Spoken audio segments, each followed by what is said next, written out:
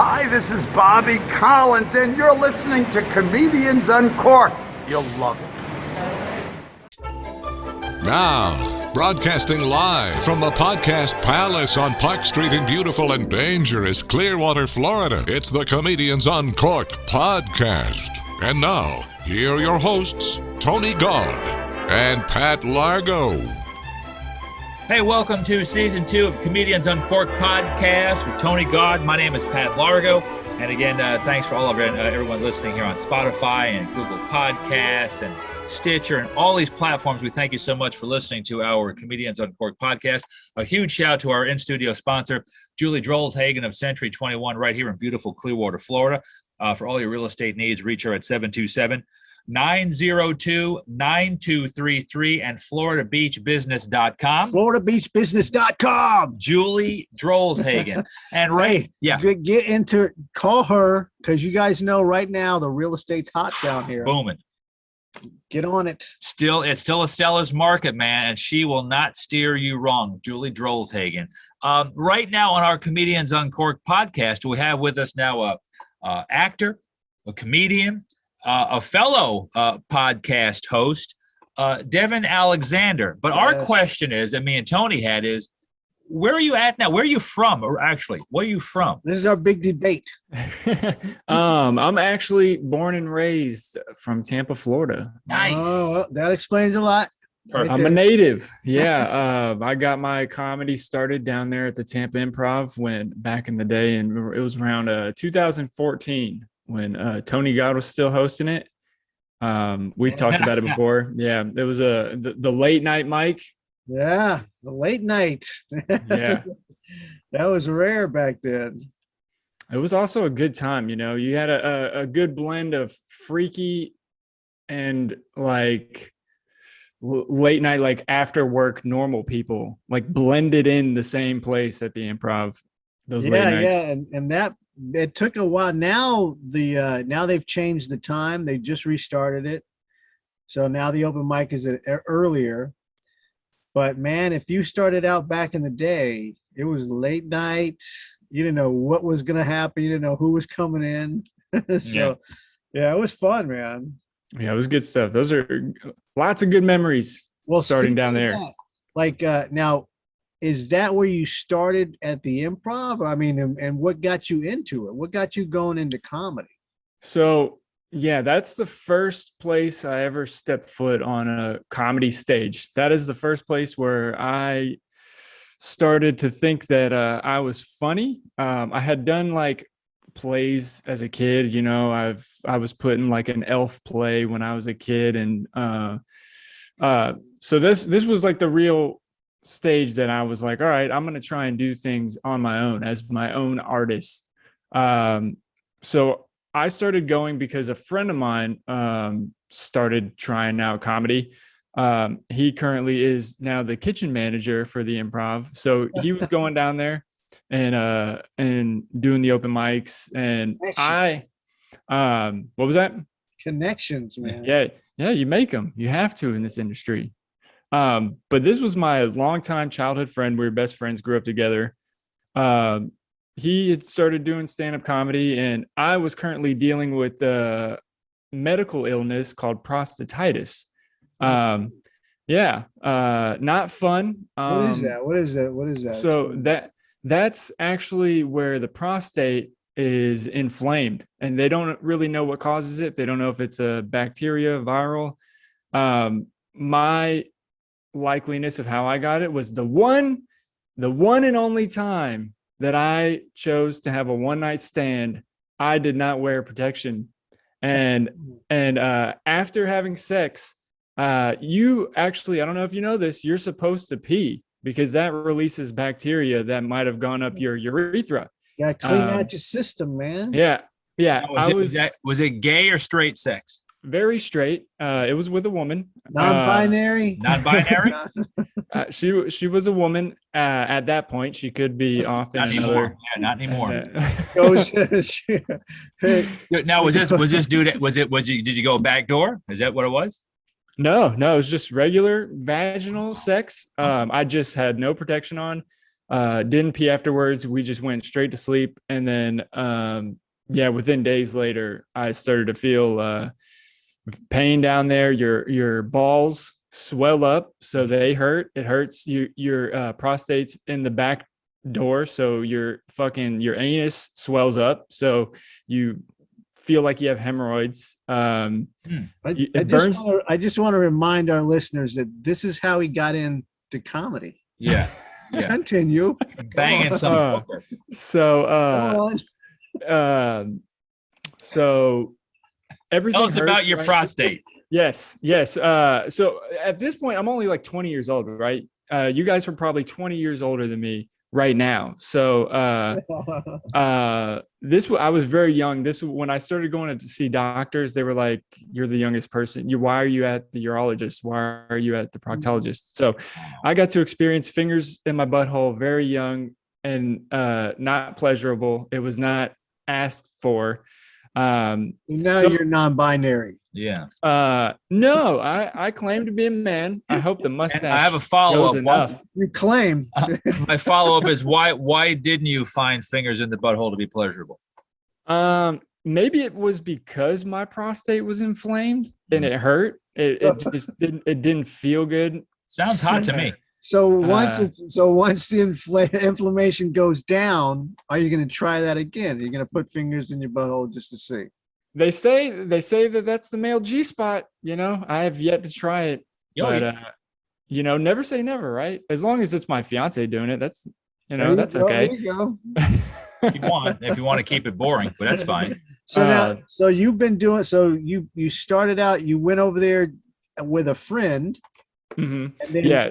So you didn't decide to go up until that night, or did you kind of think about going up before? So this is what happened. So having that prostatitis, I had to stop working and I wasn't going out because everything just hurt. It was really uncomfortable. So I wasn't doing much. And my buddy started doing these open mics.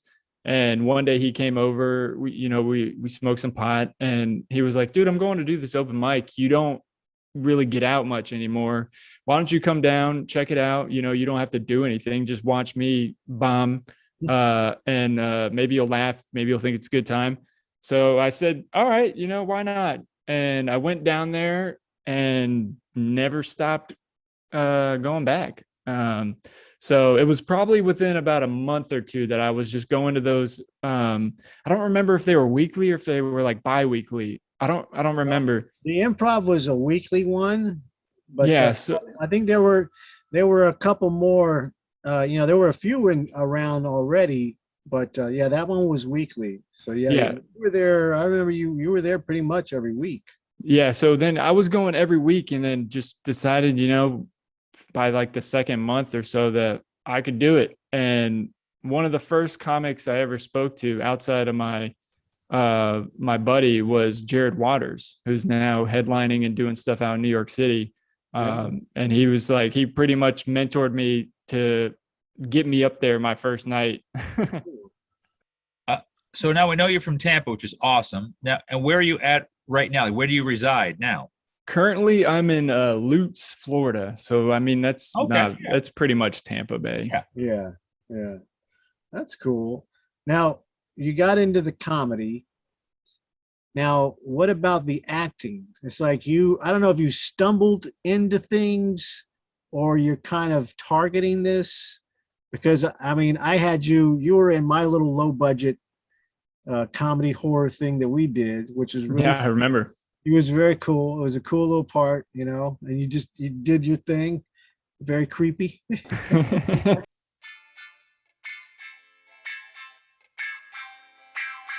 God, it's been a long time since I had these thoughts. I heard the cheerleading squad needs a towel boy. No, I don't think so. Semen donated? No, I don't think so.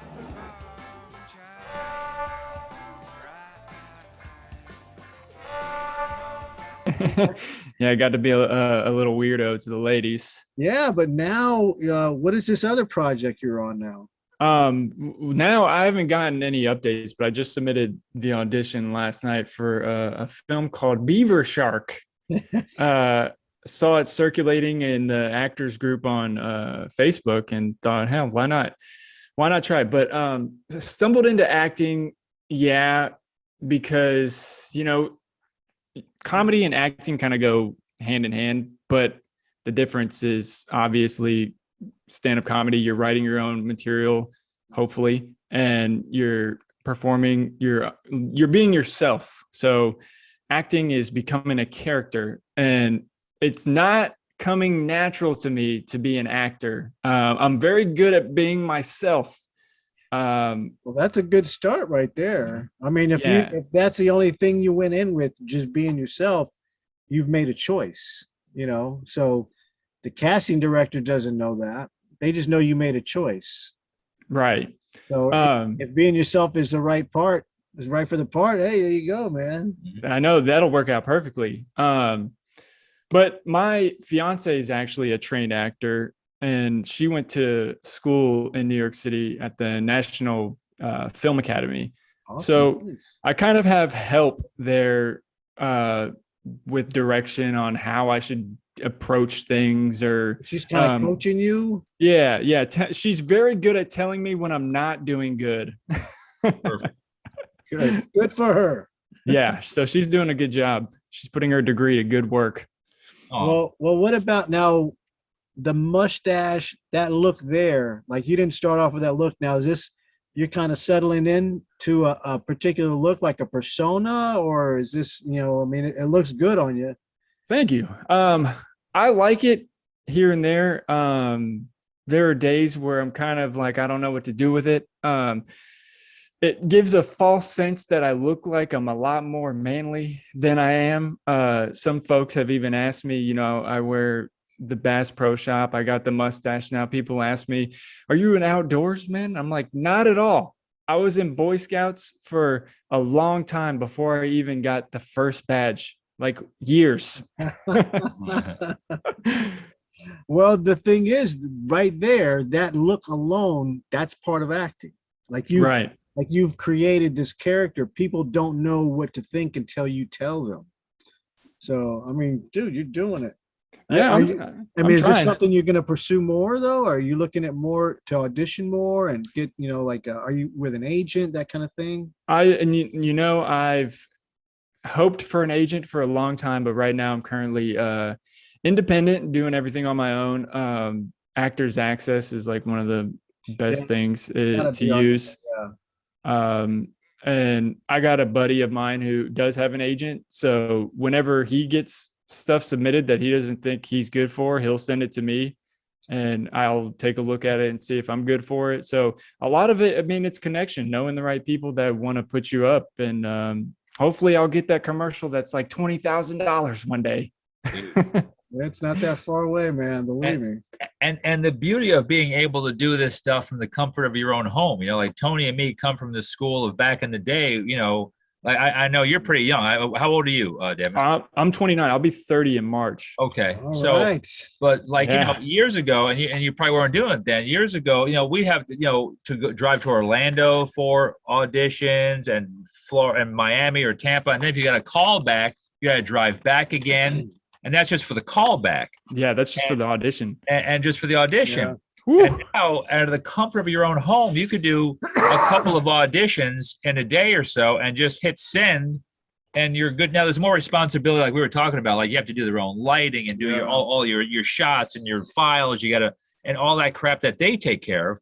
But there's something cool about knowing you can just get it in your email or on your phone and go, oh, yeah, let me try this right now. I can send this out in 10, 15, 20 minutes. Well, that's got to be You an know. advantage with your fiance. It's like she knows a lot of these things already. She can kind of guide you.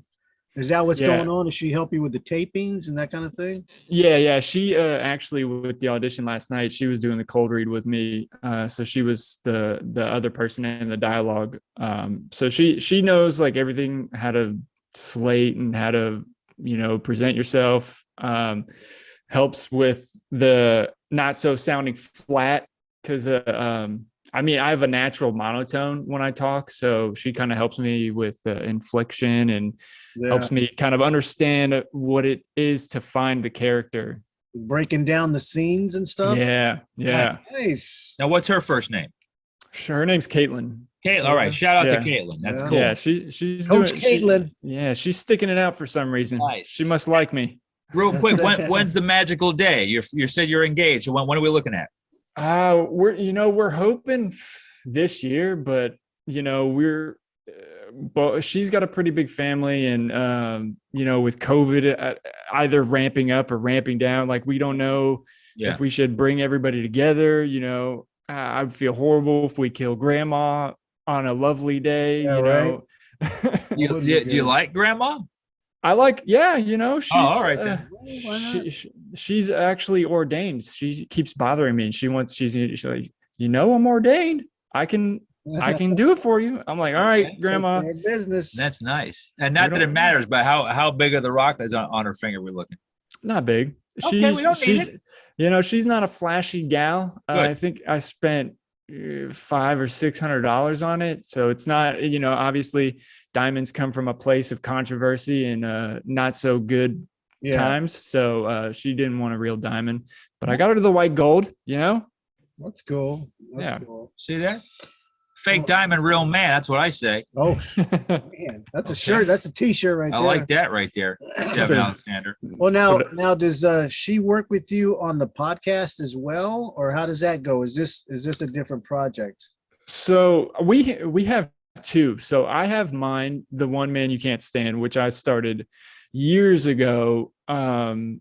Just trying to figure out more of like my comedy. I started this probably within a year or two of starting stand-up, just because that's what all the big guys were doing at the time. So I just, trying to follow suit and help myself hear myself, maybe find bits or ideas. So I started that, and then we started one together called Whatever, where we just kind of ramble with each other, but we don't really take it so seriously. So like we'll do an episode every couple of months when we should probably do it more often, because we should call it Whenever. That's actually really good for how often we post on it, but we both have a lot of fun doing it. Whenever. That's cool. Do you guys like talk about specific things, or just like general things, or just whatever's in the moment? Yeah, general things. Usually we try to tell funny stories about each other. And like I think on one of the first episodes, we both talked about how we both sharted on our couch, not simultaneously, just at two different times. So like right, the first time it was her, because she ate something that messed up her stomach, and or no, she just thought she had a fart and let it out, and it came out as a shart. I got food poisoning, and one day thought it was okay to let one go on the couch, same spot, and pinched it off, man. That's the devil at work there. It felt like the devil. That's what that is. Does she now, with you doing comedy, you're both doing podcasts. She's obviously a great actress, and you're becoming a very good actor. Does she dabble in comedy at all? Does she hit the stage, or could you think she could? Because she's probably so talented, she could do whatever she wants. She actually is a lot funnier than me, and we argue all the time about how the other is funnier than the other. She's gotten on stage to do stand-up once, and she's got great premises. I think if she does it more, she would be naturally really good at it, just because she has the training. So she could be comfortable on stage. And then she's got these great stories. Her family's so crazy, and she does a great impersonation of her dad, that I think she could like really mold that as a character. But I don't think she has any interest in it. Not like how I do. Well, that's cool, man. That'd be so cool. Yeah, I've always said there's more funny people off stage than on, Yeah, for sure. Just because you're on stage doesn't make you funny. And just because you're off stage doesn't mean you're not. Some people just, it's just not their flavor, Yeah. I mean, there's so much to deal with when it comes to stand up. Like, right. You gotta, like, before you even are considered making it on showcases, you gotta drive sometimes an hour to an open mic where you might get 5 minutes. And that's if you get in the right spot on the list. Like, you could be last and maybe they reach their time where you can't go up. I mean, that's happened plenty of times before. Or you can come to the New World Laugh Lab and do your thing, right? That's a great spot, man. I love that nice, spot. right? So we had fun, yeah. You see what here? I had to fly 4,500 miles to Anchorage, Alaska to get 5 minutes a few weeks ago. Did you really? You did not Coops. go out there just for stand up. It was a leisure trip. Don't lie. The girlfriend took me out there with her mother to see her sister and brother-in-law. She's trying to get rid of them. I saw Into the Wild. I saw how that movie ended. I said, that's not going to be me on a bus dying and crapping all over myself. Did it resemble Fargo?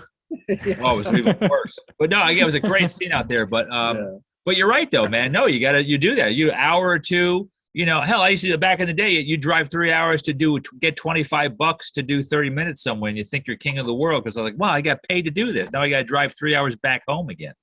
But man, there were plenty of times when I was living in New York where I paid to perform just to feel what that was like on stage in New York. So, I mean, you don't know when you're a young comic, like that's not a good thing. So like now at this point, I would never pay to be on stage, you know, but it's a great experience. Yeah. Got to pay your dues somehow, right? Of course. Yeah. I mean, that's the thing. A lot of people don't realize, you know, they're so in tune with like, I don't want to get screwed. And they don't realize you're going to get screwed. Oh yeah. Because you don't know yet. And it's like those kind of things. You're like, well, maybe I shouldn't have did this, but I should have done this because otherwise I wouldn't have known. So, if you start out doing that kind of thing, no harm, no foul. It's going to happen. But like you said, you've got experience now, and it's like you're doing shows. Matter of fact, we have a show coming up. That's right. When is this going to get posted? Yeah.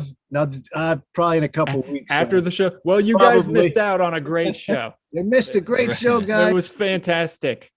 But yeah, I've had you on. Whenever I have shows, I try to reach out to you, and if I can get you on there, I get you on there because it's always good having you on stage. Man, it's always love with you. I have to give you a shout out because you are one of the first like professional comics to actually pull me aside, tell me I have a good joke, keep working at it. You have something there. And that was huge to me. Like, you're not even a big TV star, but you were a paid comic. You work at the Improv. You actually get spots all over. You've worked with Jackie Mason and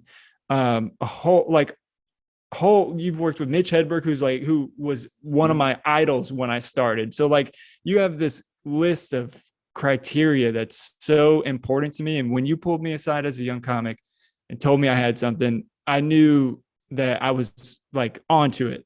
I knew I was onto something. I wasn't great. I wasn't probably even good, but I knew I was on the right track. You know what I'm saying? Yeah. Oh, appreciate it, man. Yeah. That's, anytime you see people like that, it's like I've had the benefit of being able to watch a lot of people start out, and you can see, people's like, you can see their potential, and you can see that they got something original and they're sincere. You want to encourage that, it's like, okay, let me just, he just needs a little nudging over here, go this way, and you're going to kill. But yeah, I've gotten very lucky. That's incredible. Yeah, it's a treat, it's cool. And then I get to watch you guys, and whenever I got shows, bring you back on. You're the Godfather, man. What do you got coming up? You know what? What do you got coming up, man? Besides the one thing we already, the show they're not going to hear about. Right now, I got some stuff in the works. I can't really talk about it yet. All right, cool. Well, you got to come talk to us and tell us. Yeah, I definitely will. Hopefully big things with Snappers Comedy Club. There's some cahoots going on there. So we're figuring stuff out. It's all a process. I try to do my podcast weekly. It comes out weekly, sometimes bi-weekly. Well, what's depending on- what's the name of the podcast again, so listeners can get onto that? That's on Spotify, I believe, right? I got it on Spotify. It's on Apple Podcast, Google Podcast, Overcast. I run it from Anchor.fm. They're through Spotify. So you can find it on anywhere. It's called The One Man You Can't Stand. The One Man You Can't Stand. Very cool, cool. man. Oh, man. Yeah. Yeah. Have you guys experienced it any at all? COVID? Have you gotten it? You've been I one don't know of if those? I had COVID, but I was sick like a couple of weeks ago. I was like, to me, it felt like I had a cold, my annual cold. But nowadays, you don't know. Yeah, you So never it's know. like, I mean, I don't know, but I What mean, about I you, never Pat? lost like taste or anything like that or Yeah. smell. So I did have it for about 8 days or so, 9 days in like late August, early September of last year. Got it from the whiskey, huh? No, that's the funny part. I don't know where I got it. I remember actually I was eating at Snappers with my girlfriend, and it was a Tuesday night, and I dropped her off, and just on the way home, out of the blue, just got chilled. Couldn't get warm, and then and she's vaxxed. I'm not. And the funny part is, she had like a little rash on her legs, which was like one of the side effects if you had the vaccine and may have had COVID. So she goes, Oh, shit. I could have given it to you, Pat. She goes, just by kissing, I could have given it to you. So I don't know. Yeah. But at 8-9 days, I lost smell and taste for a few days, but thank God everything was fine. And then my doctors told me that right now, plus I got that monoclonal antibody shots. Oh yeah, those are supposed to be like where it's at. Yes, so I got it, but you have to do it while you're sick, which I did. And my doctor and then my other friend's doctor both said, right now your antibodies are pretty, even though you're not vaxxed, they said your antibodies are pretty darn strong right now for just in general. So I said, okay, I'll take that for right now. But I mean, knock on wood, I got through it pretty okay. Yeah, me too. It was weird though. It's a weird sickness. Tony's heard my bit about it that I'm working on. Oh, yeah. Yeah. Yeah. So it's weird. It's a weird thing. It's holding up work. Yeah. God damn it. COVID, get the hell out of here. Yeah. I know, man. So So it's going to be like anything. Everyone's going to get it for the most part or somehow get close to it. And then it'll just kind of make its way, be in that flu category, hopefully. So we all got it. We're going to get it. Let's just move on now. And hope we all just be healthy from here on out, hopefully. yeah, hopefully. Yeah, hopefully.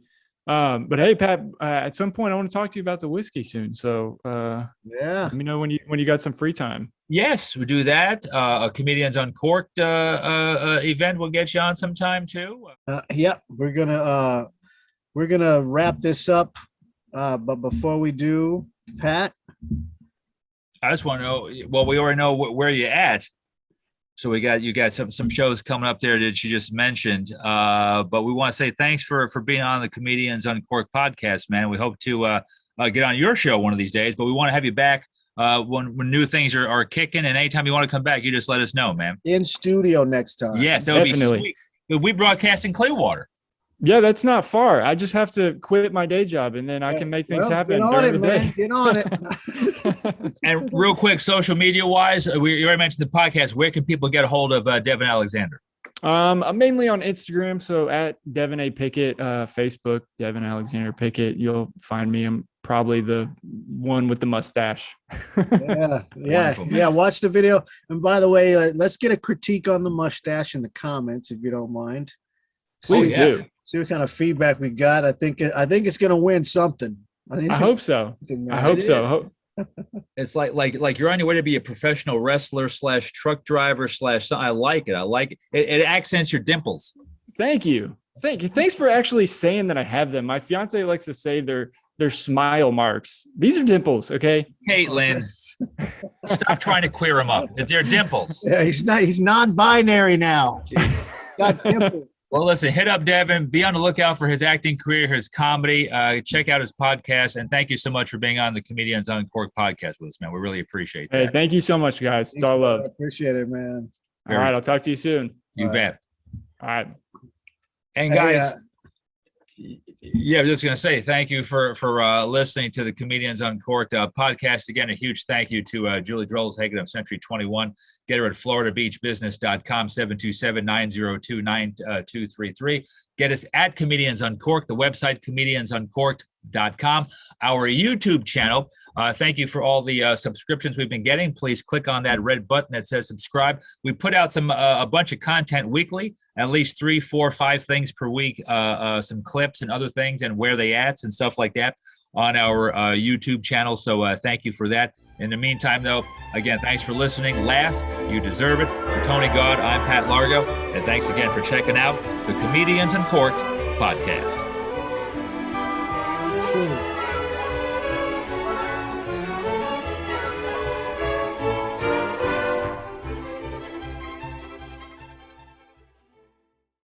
Hey, it's Pat Largo with the Comedians Uncorked podcast. For this and much more, check out our YouTube channel and please hit that subscribe button. Thank you.